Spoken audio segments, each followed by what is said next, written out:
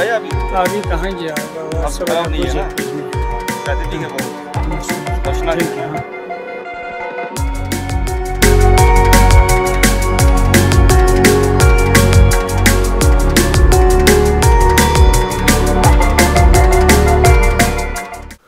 Good morning friends, good morning from Diskit.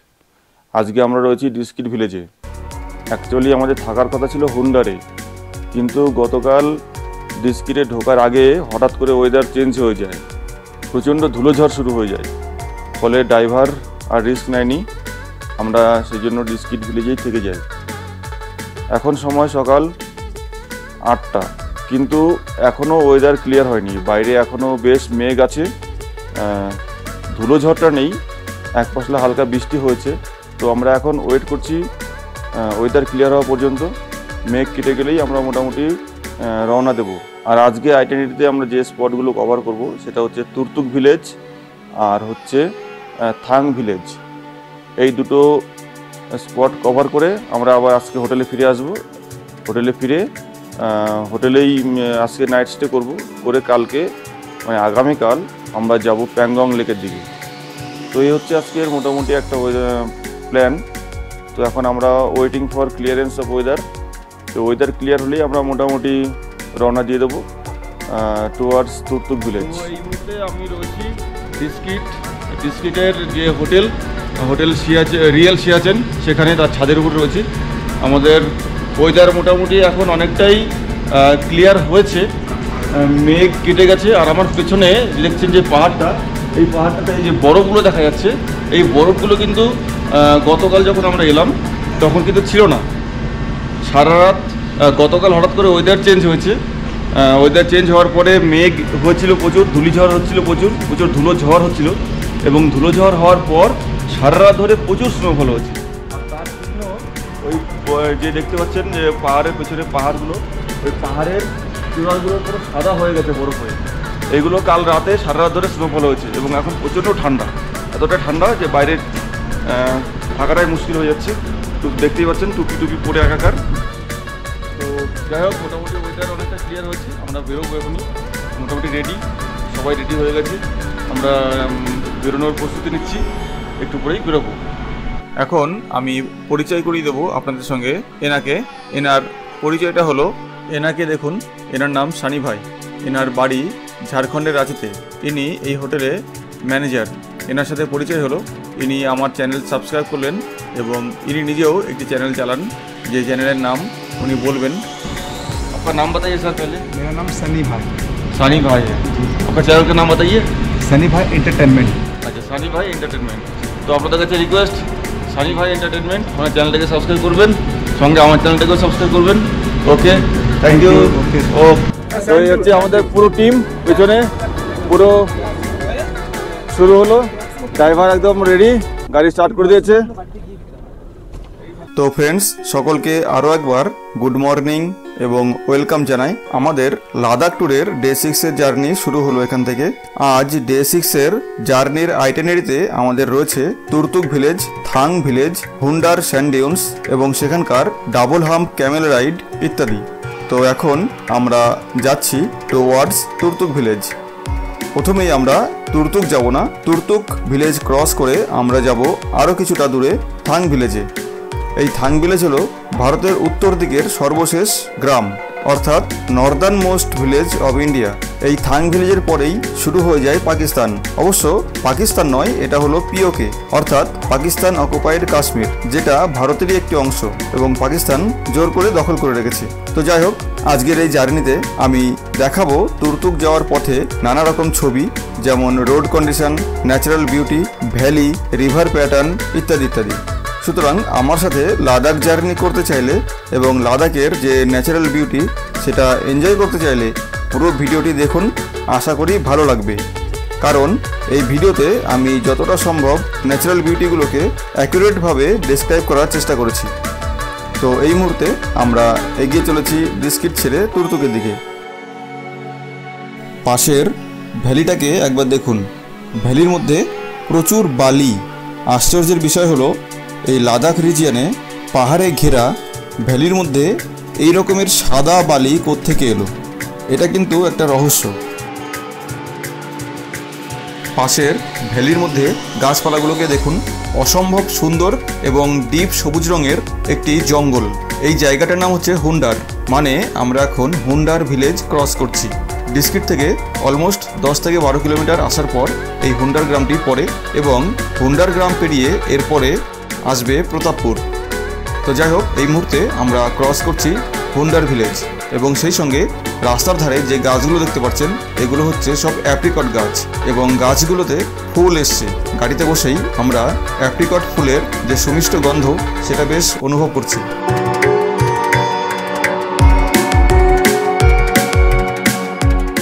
Hunder village cross করে আমরা এখন এসে পৌঁছেছি প্রতাপপুর। এখন যে গ্রামটা আমরা ক্রস করছি এটা হচ্ছে প্রতাপপুর ভিলেজ। এখানে একটি আর্মি ক্যাম্প আছে, ফলে এখানকার ডিটেলস ভিডিও করা যাবে না বা করবও না, এটা উচিত নয়। ডান দিকে যে ব্যারিকেডগুলো দেখতে পাচ্ছেন এর ভেতরে রয়েছে আর্মি ক্যাম্প, সুতরাং ওই দিকের ভিডিও আর বেশি করা যাবে না। আমরা এখন এগিয়ে যাব সোজা।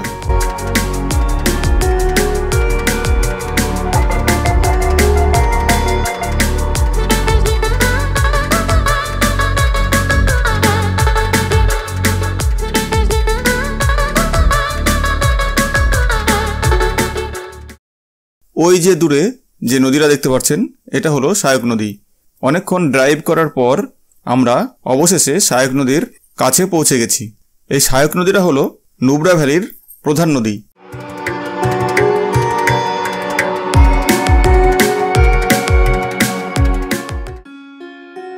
সামনের ভিউটাকে দেখুন, জাস্ট অনুভব করুন। একদিকে সায়ক নদীর গভীর উপত্যকা, অপরদিকে খাড়া ঢালযুক্ত পাহাড় এবং পাহাড়ের পাদদেশীয় অঞ্চল দিয়ে অর্থাৎ ফুটহিলস দিয়ে রাস্তা, এবং সেই রাস্তা দিয়ে এগিয়ে চলেছে আমাদের গাড়ি। ডিস্ট্রিক্ট থেকে শুরু করে আপ টু থাং ভিলেজ এই সায়ক নদীর ধার বরাবর আমাদের এগিয়ে যেতে হবে। এই সায়ক নদীটা থাং ভিলেজের পরে পাকিস্তানে ঢুকে গেছে, অর্থাৎ আমরা আপ টু থাং ভিলেজ এই সায়ক নদীর ধার বরাবরই চলব।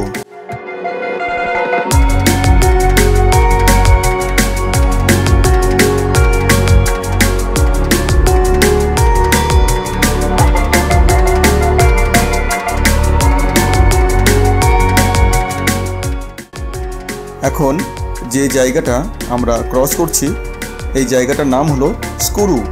এখানে এসে আপনি দেখতে পাবেন বেশ ঘন একটি জঙ্গল এবং সেই সঙ্গে রাস্তার দুই ধার দিয়ে অসংখ্য ফুলের গাছ।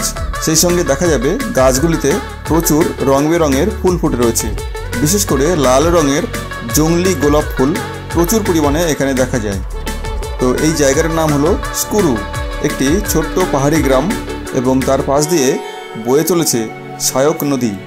ডিস্ট্রিক্ট থেকে যত আমরা এগিয়ে যাচ্ছি তুর্তুক ভিলেজের দিকে, মাঝে মাঝেই দেখা পাওয়া যাচ্ছে এই ধরনের কিছু পাহাড়ি ছোট ছোট নদী বা পাহাড়ি ঝোড়া, এবং তার উপরে সেনাবাহিনীর তৈরি লোহার ঝুলন্ত সেতু।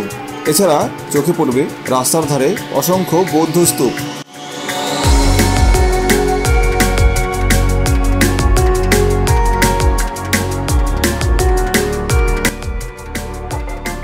এতক্ষণ ধরে জার্নি করার পর একটা জিনিস হয়তো আপনারা লক্ষ্য করেছেন যে ডিস্ট্রিক্ট থেকে তুর্তুক যাওয়ার যে রাস্তা সেখানে কিন্তু গাড়ির সংখ্যা খুব কম, অর্থাৎ তুর্তুকের দিকে খুব কম সংখ্যক গাড়ি আমরা দেখতে পাচ্ছি।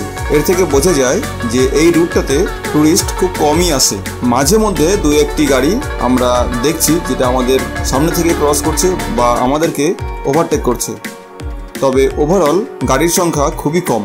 এছাড়া মাঝে মাঝেই আমরা দেখছি রাস্তার কাজ চলছে, সামনে এখানে ব্রিজ তৈরির কাজ চলছে এবং সেনাবাহিনী এই ব্রিজটিকে পাহারা দিচ্ছে। যেহেতু বর্ডার এরিয়া সেহেতু এই সমস্ত ছোট ছোট ব্রিজগুলো ভীষণ ইম্পর্টেন্ট।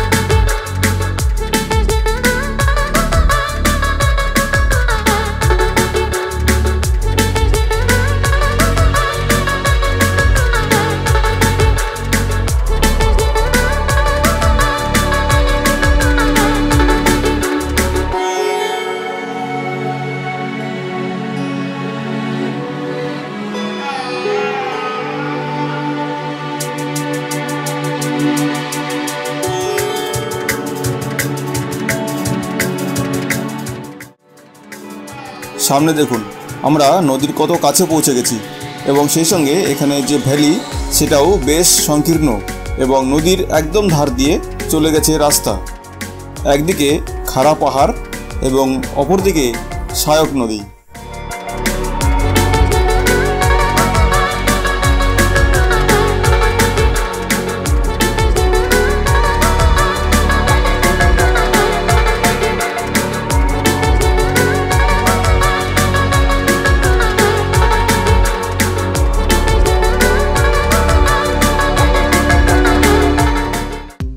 এখানে পাহাড়গুলোর কালার দেখুন, পুরো ব্রাউন কালার, আর মাঝে মধ্যে হালকা সবুজের আভাস পাওয়া যাচ্ছে। লাদাখের এইটা একটা বৈশিষ্ট্য, রং বেরঙের পাহাড় যেখানে সেখানে দেখা যায়। কোথাও ব্রাউন, কোথাও গ্রিন, কোথাও লাল, নানা রঙের পাহাড় চারিদিকে ছড়িয়ে ছিটিয়ে থাকে। এটাই লাদাখের একটা অন্যতম বিউটি। আর একটা জিনিস খেয়াল করুন, আমরা সহায়ক নদী থেকে এখন অনেকটা দূরে চলে এসেছি। এতক্ষণ ধরে আমরা সহায়ক নদীর ধার বরাবর আসছিলাম, কিন্তু এখানে এখন সহায়ক নদী থেকে অনেকটা দূরে সরে এসেছি।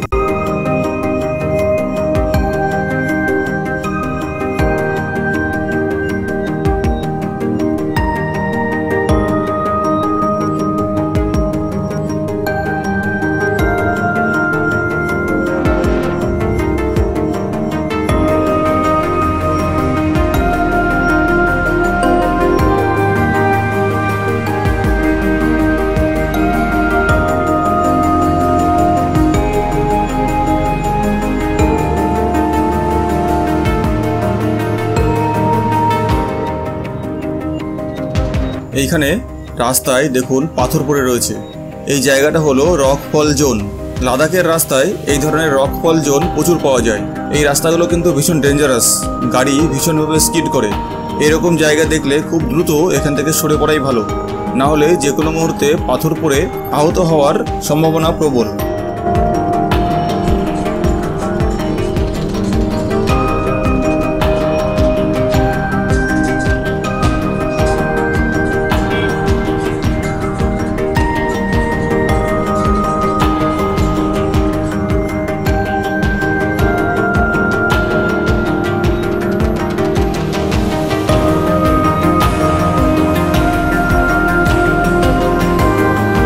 প্রায় 1.5 ঘন্টা জার্নি করার পর আমরা এইখানে একটু দাঁড়িয়েছি ফ্রেশ হওয়ার জন্য। আর এখানকার চারিদিকের ভিউটা এইরকম। আমরা আবার নদীর কাছাকাছি চলে এসেছি। সামনে একটা ব্রিজ আছে, ঝুলন্ত ব্রিজ অর্থাৎ হ্যাঙ্গিং ব্রিজ। কতগুলো শক্ত লোহার কেবল দ্বারা ব্রিজটাকে ঝুলিয়ে রাখা হয়েছে। ব্রিজ পেরিয়ে আমরা নদীর ওই পারে চলে যাব, অর্থাৎ নদীর ডান দিকে যাব। এতক্ষণ ধরে আমরা নদীর বাঁ দিকে ছিলাম, অর্থাৎ নদীটা ছিল আমাদের ডান দিকে। আর এবার ব্রিজ পেরিয়ে ওপারে গেলেই নদী আমাদের বাঁ দিকে চলে যাবে। অ্যাকচুয়ালি পুরো রাস্তাটাই হলো এরকম, কখনো নদীর ডান দিকে থাকবো, কখনো নদীর বাঁ দিকে থাকবো। মাঝে কতগুলো ব্রিজ পেরোতে হয় এবং ব্রিজ পেরিয়ে একবার নদীর এপারে একবার নদীর ওপারে, এইভাবেই পুরো সহায়ক নদীটাকে ধরে আমরা এগিয়ে যাব। আর মাঝে মাঝে কতগুলো ব্রিজ আমাদেরকে পেরোতে হবে। ডিস্কিট থেকে তুর্তুক ভিলেজ যাওয়া পর্যন্ত রাস্তায় মোট ছোট বড় 8 থেকে 10টা ব্রিজ পড়ে এবং ব্রিজগুলো ক্রস করে কখনো এপারে আবার কখনো ওপারে যেতে হয়।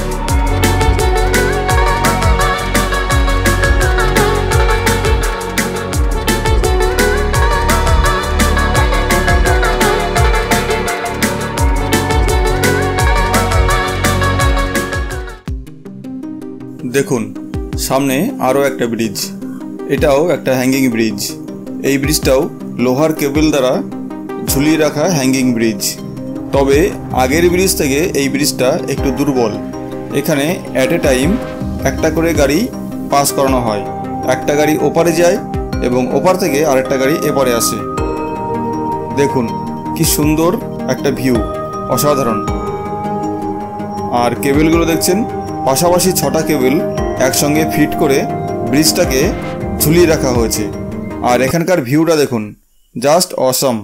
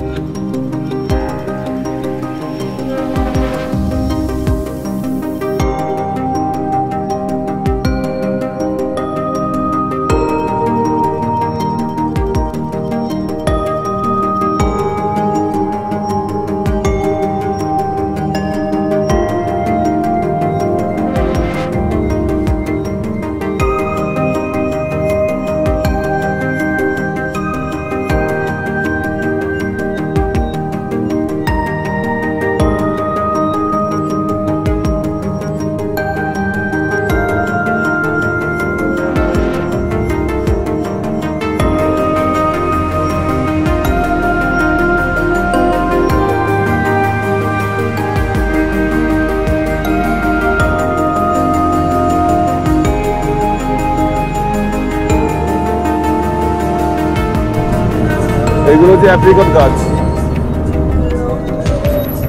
অ্যাপ্রিকট গাছে ফুল এসছে প্রচুর, আর সুন্দর একটি সুগন্ধ আসছে।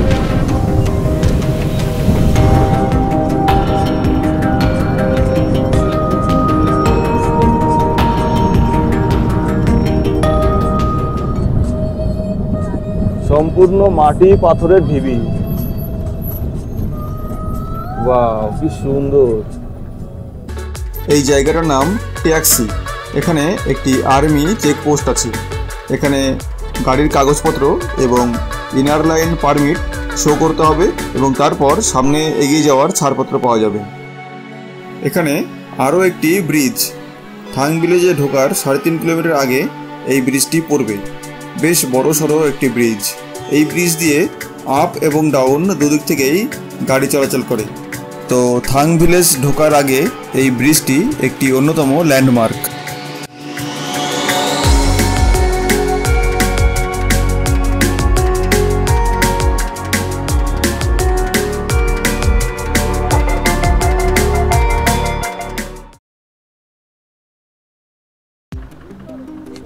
Almost 3 hours of journey from discrete. আমরা পৌঁছে গেছি এখন থাং ভিলেজ। থাং ভিলেজটা হচ্ছে the northernmost village of India, মানে ভারতবর্ষের শেষ গ্রাম। এরপরে এখান থেকে শুরু হচ্ছে পাকিস্তান।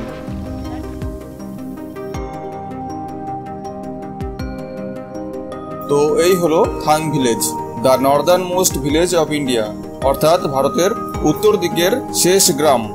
এই গ্রামটি একসময় পাকিস্তান দখল করে রেখেছিল, অর্থাৎ পিওকের মধ্যে ছিল।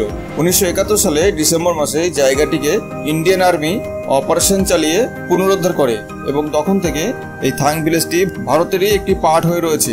পরবর্তীকালে এখানকার যে মানুষজন তাদেরকে ইন্ডিয়ান গভর্নমেন্ট থেকে পুনর্বাসন এবং অন্যান্য সুযোগ সুবিধা দেওয়া হয়।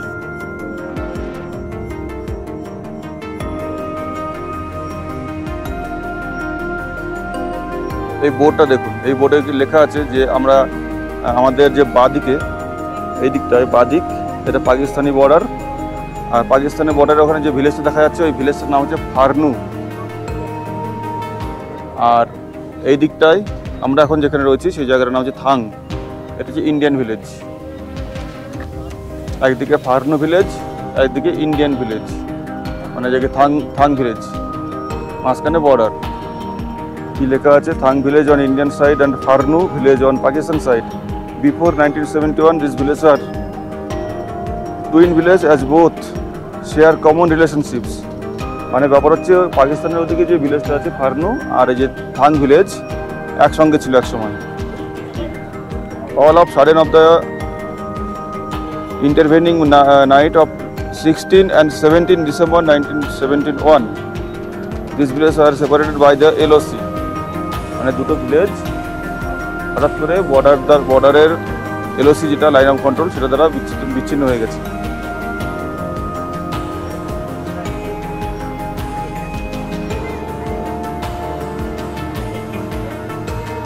এখন দূরে ওই যে পাহাড়টা দেখছেন ওইটা হচ্ছে পিওকের মধ্যে, অর্থাৎ পাকিস্তান অকুপাইড কাশ্মীর।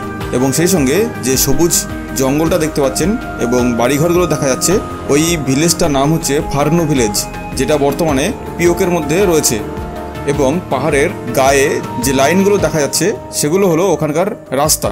পাকিস্তান অকুপাইড এই ফারনু ভিলেজটাকে থাং ভিলেজ থেকে খালি চোখে দেখা যায়। এছাড়া দুটো পাহাড়ের মাঝখানে যে ভ্যালি, এটা হচ্ছে সায়ক নদী। এই নদীটা ইন্ডিয়া থেকে পাকিস্তানের মধ্যে চলে গেছে। এখন বাদিকে যে ন্যাড়া পাহাড়টা দেখতে পাচ্ছেন এই পাহাড়টা হচ্ছে ইন্ডিয়ার মধ্যে, এবং এর পেছনে যে সাদা বরফের চূড়াগুলো দেখা যাচ্ছে সেগুলো হচ্ছে পিওকের মধ্যে।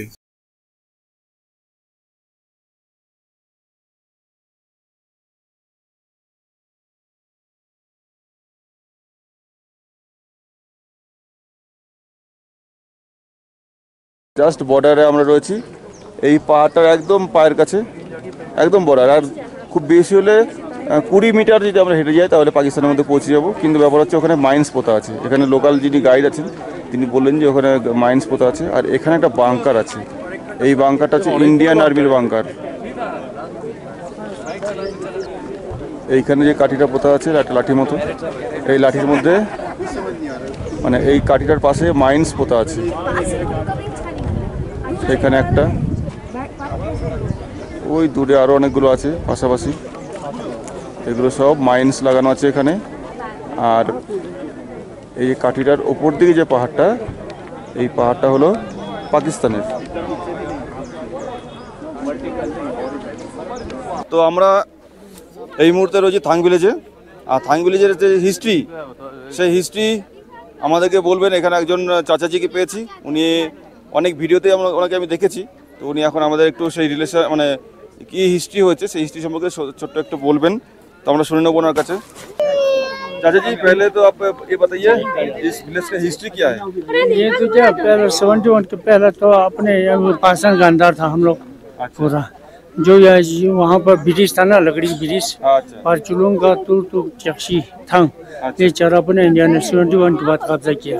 1971 हाँ 71 में इंडियन आर्मी ये सब कैप्चर कर लिया। हाँ अच्छा, ये इसके बाद जो है ना यहाँ इलाका पूरा बड़ा यहाँ हो गया ना, यहाँ पर हो गया। ये जो गाँव वो देख रहा है, वो गाँव दोनों पासन का है। फानू गाँव मतलब लास्ट फानू गाँव है ये। हाँ इंडिया का लास्ट बॉर्डर थंग। इंडिया का लास्ट नॉर्दर्न मोस्ट विलेज है। नेदर वाले से बल्चिस्तान बढ़ता है ना।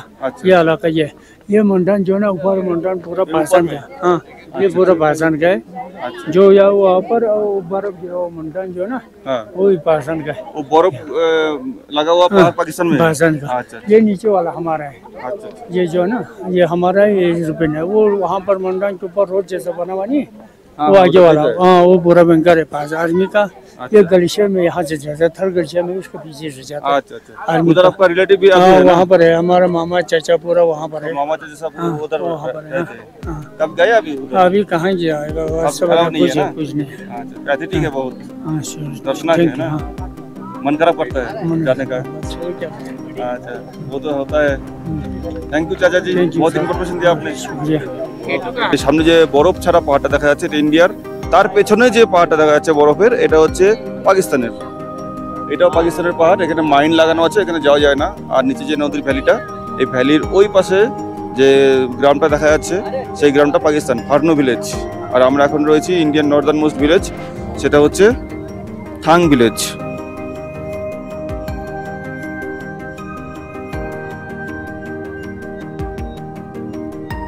कितना कितना इसमें? 350 का 10 ग्राम है ना, 1 ग्राम है। अच्छा अच्छा। থাং ভিলেজের যে টুরিস্ট স্পট বা ভিউ পয়েন্ট, এখানে এসে আপনি দেখতে পাবেন কতগুলো দোকান। এগুলো মূলত ড্রাই ফ্রুটসের দোকান। স্থানীয় লোকেরা এখানে ড্রাই ফ্রুটসগুলো টেবিলে সাজিয়ে বিক্রি করতে ব্যস্ত রয়েছেন। মূলত এখানকার মানুষের এই ড্রাই ফ্রুটসের ব্যবসা একটি অন্যতম ইকোনমিক সোর্স। ড্রাই ফ্রুটসগুলোর মধ্যে আপনি পাবেন মেনলি ড্রাইড অ্যাপ্রিকট অয়েল, জাফরান, কাজু, কাশ্মীরি কিশমিশ এবং সেই সঙ্গে কাশ্মীরি লঙ্কা। থাং ভিলেজটা আমরা দেখলাম, মোটামুটি এক্সপ্লোর করলাম। থাং ভিলেজ এক্সপ্লোর করার পরে এবার আমরা যাচ্ছি তুর্তুক ভিলেজের দিকে। এখন আমরা যাচ্ছি টুয়ার্ডস তুর্তুক। তো বন্ধুরা, থাং ভিলেজ এক্সপ্লোর করার পর আমরা এখন যাচ্ছি তুর্তুক ভিলেজের দিকে। আমাদের নেক্সট ডেস্টিনেশন হলো তুর্তুক ভিলেজ। তবে একটা কথা বলে রাখি, তুর্তুক ভিলেজের ন্যাচারাল বিউটি আরও বেশি সুন্দর। ফলে তুর্তুক ভিলেজ এক্সপ্লোর করার যে ভিডিও, সেটা আমি একটি অন্য এপিসোডে উপস্থিত করব। এই ভিডিওতে তুর্তুক ভিলেজ এক্সপ্লোর করার সমস্ত ভিডিওগুলো একসঙ্গে দিলে ভিডিওটি অনেক লেংদি হতো। ফলে তুর্তুক ভিলেজ এক্সপ্লোর করার ভিডিওটি আমি নতুন একটি এপিসোডে আপলোড করব। তো এই ভিডিওটি আজকে আমাদের ডে 6-এর এপিসোড 1-এর ভিডিওটি কেমন লাগলো সেটা কমেন্ট বক্সে জানাবেন।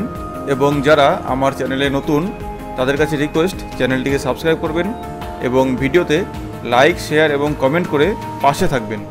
এই এপিসোড 1-এর ভিডিও দেখার জন্য সকলকে অনেক অনেক ধন্যবাদ এবং নেক্সট ভিডিও আসা পর্যন্ত পাশে থাকার জন্য অনুরোধ জানাই।